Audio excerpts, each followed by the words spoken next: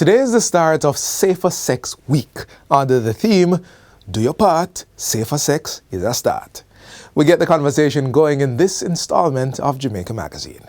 I am Theodore Henry, your host. Keep watching as we explore this important topic and others. What a way you're full of our roots and culture. That was in Jamaica 60. Jamaica 60? What a piece of news, Miss Matty. I feel like my heart going bust up. Just in, the island of Jamaica is on the verge of celebrating its 60th year of independence. A whole way of celebrating it.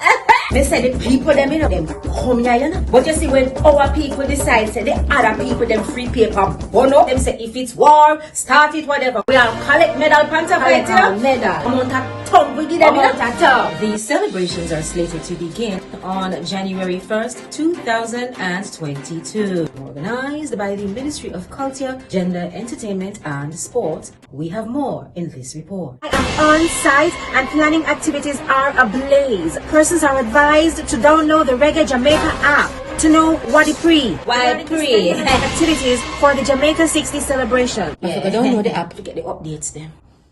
As we said earlier, February 13 to 19 is Safer Sex Week. It is meant to heighten awareness for safer sexual practices. The date is also no coincidence. The observation coincides with Valentine's Day, being celebrated tomorrow, because of the anticipated increase in sex, love, and the need to tie safer sexual messages during this time. However, people can't practice what they do not know. So we're getting the facts on this and the availability and usefulness of HIV self-test kits.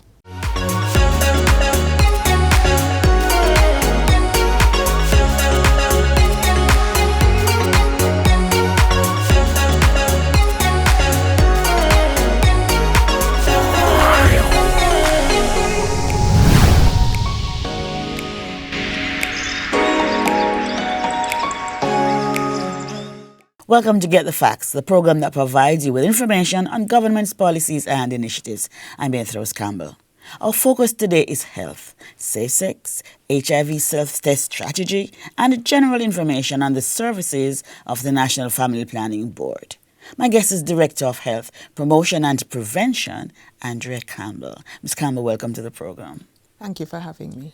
All right, so the function of the National Family Planning Board has changed somewhat. You've gone into new areas. Yes. No? Please remind us of your core function. Okay, so our core function is that we are the agency who is responsible for providing sexual and reproductive health information and service to the larger population. Okay. So that's our core function. Right. Training and... Yes, and training and media campaigns and so on. However, since 2014, we have integrated the prevention arm of the HIV program as well as the enabling environment components. Right. So those two components of the HIV program are now placed at the National Family Planning Board. Right, so we're going to be talking about that strategy now, but tell me a little bit about family planning. How successful has that been? Because you're not focusing on that so much these days. Well, we're still focusing on it, yes. So over the years, we have made some improvement. The rate now has reduced to 61. Our fertility rate is now 61 per 1,000 for Jamaica. What does that mean? And which means that previously it was 72, which was very high. Yes. And therefore we have now, so we do recognize now that persons are having less children. Yes. All right, talk to me now about the self-test, the HIV self-test strategy. Okay, so HIV self-testing strategy, it's a strategy that we have implemented since 2020. We did a pilot and we recognized the pilot was very successful. Persons were interested to use the HIV self-testing. So it offers another option for persons to know their HIV status, as well as it will help us to achieve our UNAIDS goal of 90-90-90. Right. That's getting 90% of persons who are infected will know their HIV status. 90% of those who know their status will be on medication and hence lead to viral suppression. So 90% of the persons who are on medication should be virally suppressed, and that's the UNAIDS goal.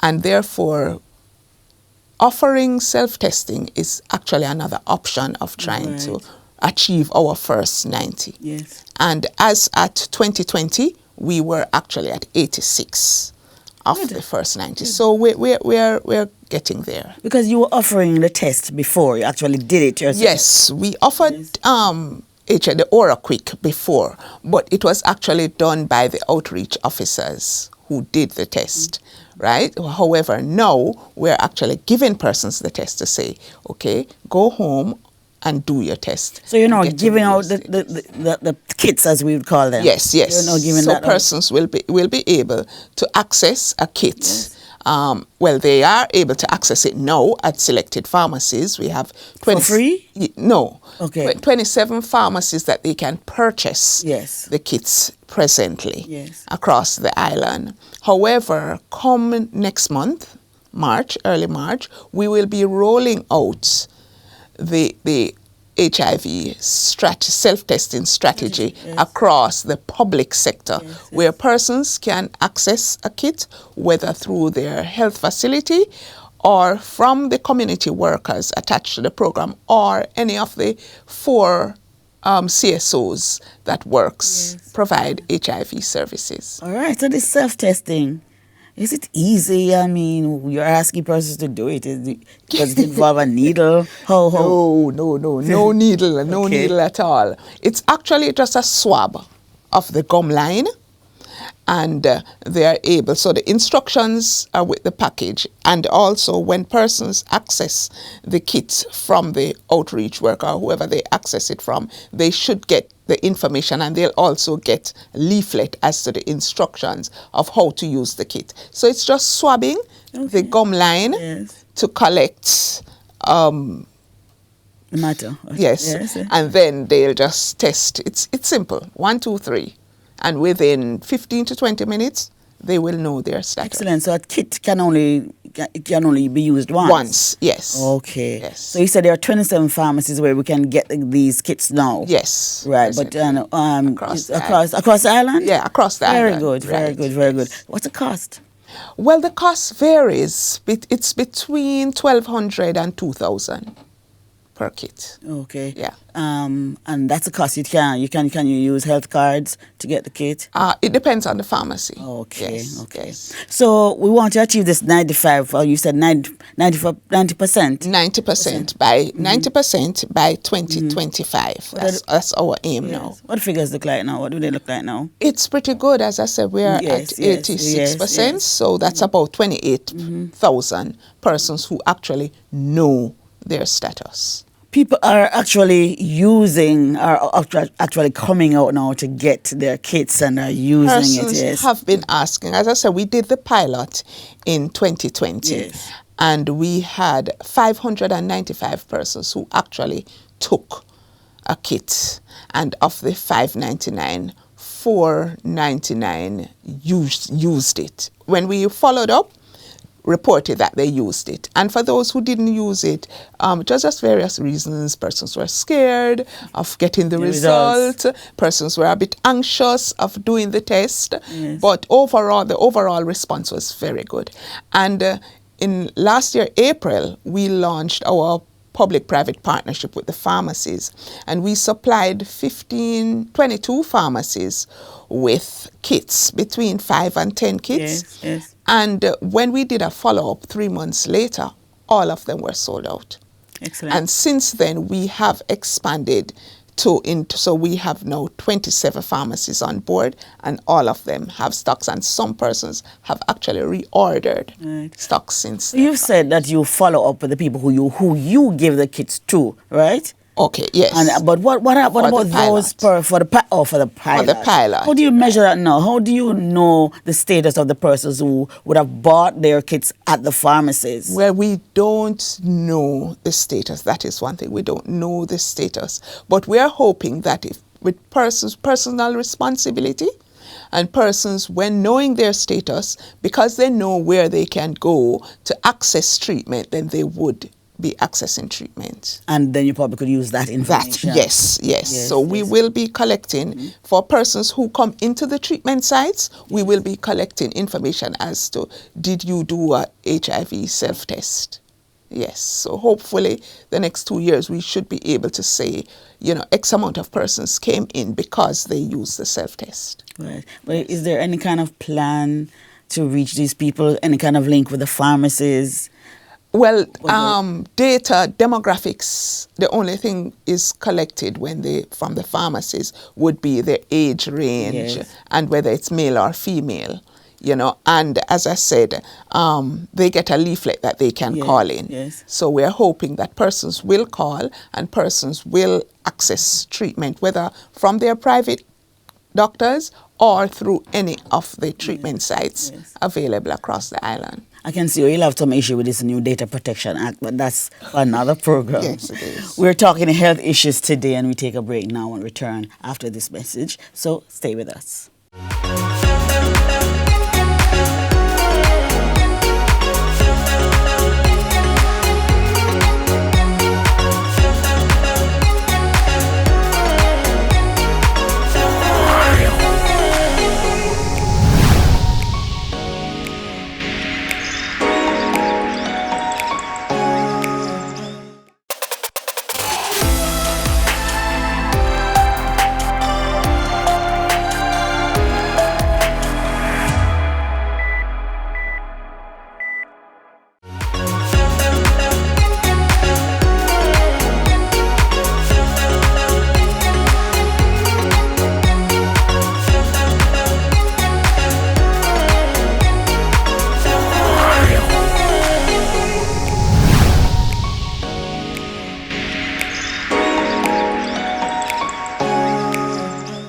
Welcome back to Get the Facts. Our discussion continues with the Director of Health Promotion and Prevention at the National Family Planning Board, Andrea Campbell. Now, the agency is also focused on safe sex and the use of contraceptives. Let's talk about that. How is that going and some of the initiatives that you have? Okay, so we have continued our program for the distribution of contraceptives. We are now focusing a lot on our young persons and what we call multiparous women, persons with more than 3 or more children. So therefore, at the National Family Planning Board, persons are able to access contraceptives, the pills or the injections. They can come in. We have a nurse on site that they are able to access their contraceptives. We are also the agency who with responsibility for the procurement and distribution of contraceptives island-wide. Mm-hmm. So therefore, we supply all the regional health authorities with contraceptives. So persons should be able to access contraceptives from any of their health centers free of cost. How do you define safer sex? Safer sex. Safer sex is actually not just contraceptive, but using another method. So it's using a condom with whatever contraceptives you're using, unless you're using the condom as the contraceptive. We are promoting safer sex because we do recognize that HIV is still around, and therefore using a contraceptive, a pill or an injection or the implant doesn't prevent you from getting HIV. Mm-hmm. This year we are making a special effort to reach our adolescent and young persons, because from the data coming out of the HIV program last year, 16% of new HIV cases were among the young people, that's up to 24 age group. So therefore, we are making special effort to reach our adolescent and young persons this year with safer sex messages. But HIV is not the only STI that you're concerned. Right. Mm-hmm. So therefore, syphilis, we do testing for syphilis as well. And there has been an increase in cases of syphilis. There's an increase. So, yes. So therefore, we encourage persons to get their checks and use a condom every time, whatever method you are on. How does one know if he or she has syphilis? Well, there are certain signs and symptoms of syphilis. Yes. The first sign would be a sore in your genital area, and therefore, so we would encourage persons, any sign of any sore, then you should get it checked out. Yes, and there's syphilis can be cured. Yes, syphilis can be cured. However, the longer you have it, the more serious it gets, and the longer it takes to be treated as well. And there will come a time when the treatment wouldn't be as effective as if you get treated as soon as you recognize that you have it. Right. So you can get tested, just like how we have the rapid test for HIV, there's a rapid test for syphilis as well. So when we do a HIV test, we usually just do a syphilis test as well. Yes. And there's still gonorrhea. Well, gonorrhea is still around, yes, all of them. Herpes. Still around, chlamydia, the yeast infections. So hence, we are promoting safer sex. Whatever method you're on, use a condom as well. So it's dual protection. Yes. So what's the relation between safe sex and a healthy population? Okay, so safe sex promotes a reduction in STIs as well as the unwanted pregnancy. So if you, with less unwanted pregnancy and less STI, then we are hoping that we will have a more productive environment. You know, persons won't have to be taking time off for maternity leave and taking time off to go to the clinics and so on if they have an STI. So we hope that, you know, production will increase, our workforce will be increased as well, which should lead to a better quality of life. Yes. How do you engage people now? Well, we have several media campaigns, and we have outreach workers as well out there spreading the messages. We have regular trainings with our healthcare providers for contraceptives. We have introduced the implant for persons, and so therefore now it's not just, you know, the pill and injection, but we have the implant that lasts for between 3 to 5 years. Talk to us about the implant. Okay, so presently what we have is the lever plant, and the lever plant is an implant that goes under the skin, just right under the skin, and it's a hormonal method that releases hormone into your body for a period of 3 years. So it prevents pregnancy for 3 years. After 3 years, you remove it and you become fertile immediately.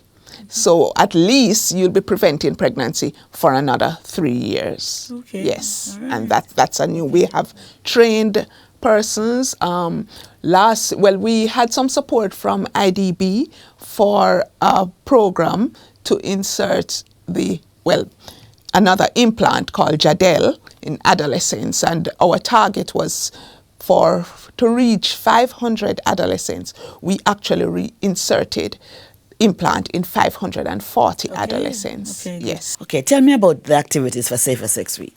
Okay, so Safer Sex Week, we'll be targeting our young persons, or adolescent and young persons up to 24 years old. The theme this year is Do Your Part, Safer Sex is a Start.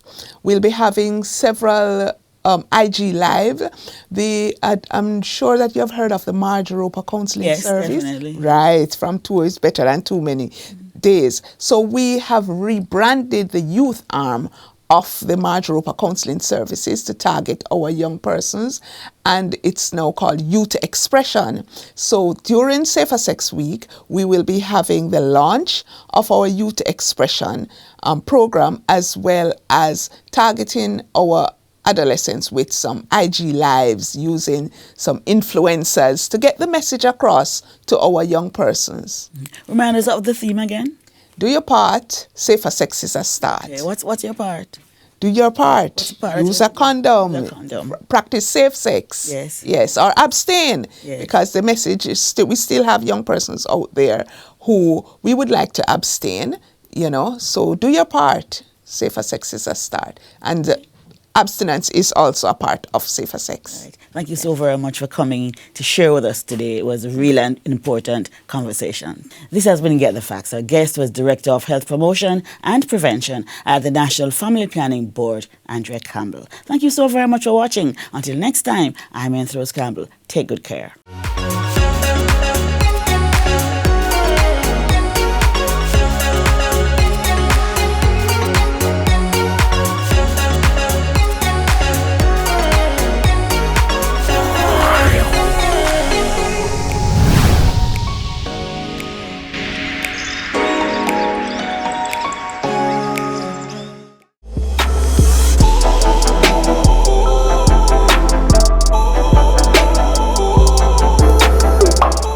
We just wrapped the celebration of Career Week, but there is no deadline for figuring out how you will be professionally engaged or even making a switch. So we're going into the field for some useful tips for anyone interested in joining a career that will put food on not just your table, but indeed the nation's.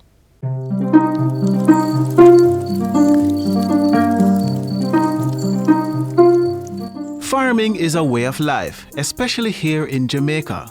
Today, an increasing number of young people are getting involved. Back then, persons used to look down on agriculture based on the stigma that agriculture is for a particular group of persons. But I am proud to say that that stigma has been reduced significantly. So no longer is agriculture a last option.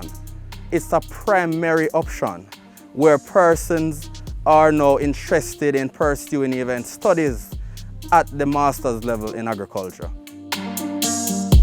Getting started in agriculture can be tricky, so there are a number of things new farmers need to be aware of. For young persons who would like to get involved in agriculture, the first thing I would say to them, they have to first assess their interest. Agriculture is a very wide industry with different sectors, and so they first need to look at, do I have an interest in crop production or animal production? Crop production is the process of growing produce for domestic and commercial purposes, whereas animal production is the technology applied to keeping animals for profit. You know, feeding, rearing, and breeding. That's just the basics. So for the next few minutes, we'll learn more about getting started in crop production. We at RADA and the field staff particularly, when we are engaged about young persons getting into farming, when they approach us, one of the main things we want to emphasize is about training. A lot of persons who want to venture into agriculture, and they see it as something that they can get into without getting that technical knowledge, because it's easy to go and get the land, prepare and sow the seeds and all of that. But there's a lot of other issues you have to consider. You have to consider the pest and the disease control. As you say, you have to look at the weather condition, you have to look at the type of crop. Different crop require different environmental conditions. Two major things we also emphasize to new entrant farmers is we look at the markets. Don't just jump into production without thinking about your market. I know it's sort of tempting for a lot of persons when prices are high and it look very nice, and you can get a lot of income, but that's not always the case.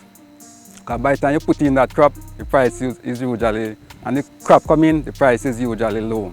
So we look at the market. And another thing, we look at the cost of production.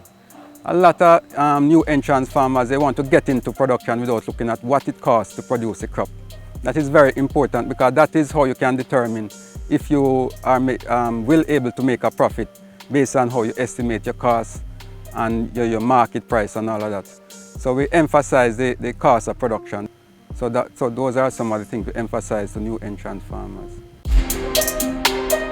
So there are different options such as agro-processing that young persons can venture. So you don't have to be looking at agriculture as going in the sun, sweating. You can still do that practice. That's the traditional practice. But there are some contemporary practices that involves technology, such as hydroponics and aquaponics. And so young persons can look at that option as well. So don't picture a farmer as this person in dirty clothes, this person riding a donkey. Some of the farmers know they are driving the biggest vehicle you can think of, and they live in the best household that you can think of. Another thing that you need to do is to partner with RADA, in particularly the agri-linkages, to help you seek possible markets before you venture into the field of agriculture. And what you can also do is to do a SWOT analysis. When I say a SWOT analysis, once you identify your interest, you're going to be now looking at your strengths, assess the strengths, you're going to assess the weaknesses and how you can overcome them. You're going to look at the opportunities that exist, and you're now going to be looking at the threats. So one of your threats could be your, I wouldn't say competitor, because in agriculture, I don't want to give the impression that we are competing. We're all in this thing together. But there are some threats such as disaster. How can you bounce back, or how can you mitigate certain effects? So a SWOT analysis is very important when you're looking at agriculture as a young person. With all that information in mind, get started with your research. Start farming, as you can help to make Jamaica the place of choice to live, work, raise families, and do business by growing what we eat so we can eat what we grow. I want to get rid of that stigma that is attached to agriculture. And I want persons to understand that if we don't have farmers, we won't have any people. So where there's no food, the people will perish. So look at agriculture as a business and not as a traditional, disregarded occupation. It's a very lucrative, very vibrant occupation that you should all think of.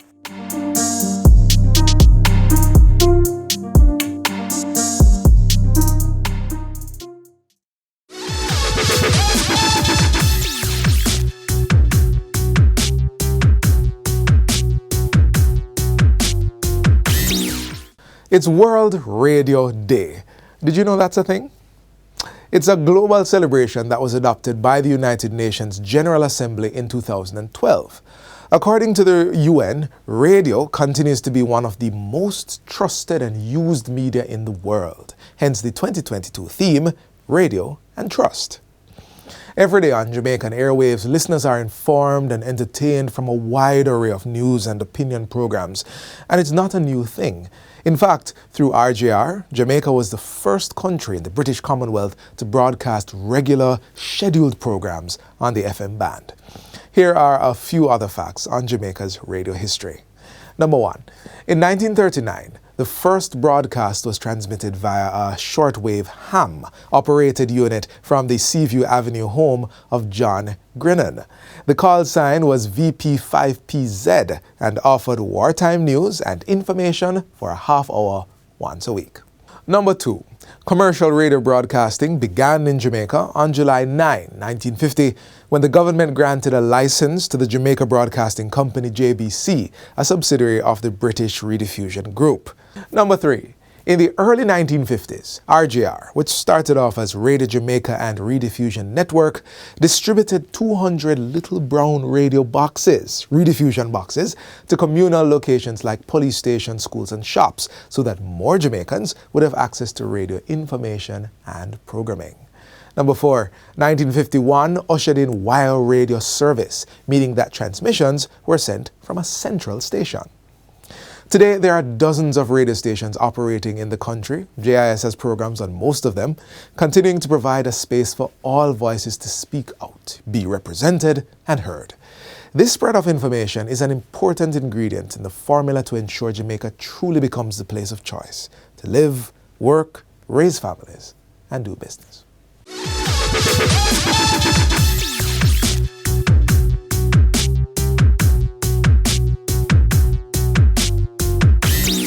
We are out of time on this show. We have another, already in production, for your viewing pleasure tomorrow. If you want to continue the conversation on safer sex, getting into farming, or the state of radio, we're on Instagram, Facebook, and Twitter. If you want to review any aspect of today's program, visit our YouTube channel or the JIS's website, which you can find at jis.gov.jm. This has been Jamaica Magazine, and I am Theodore Henry. Enjoy the rest of your Sunday, and see you next time. This has been a production of the Jamaica Information Service, the voice of Jamaica.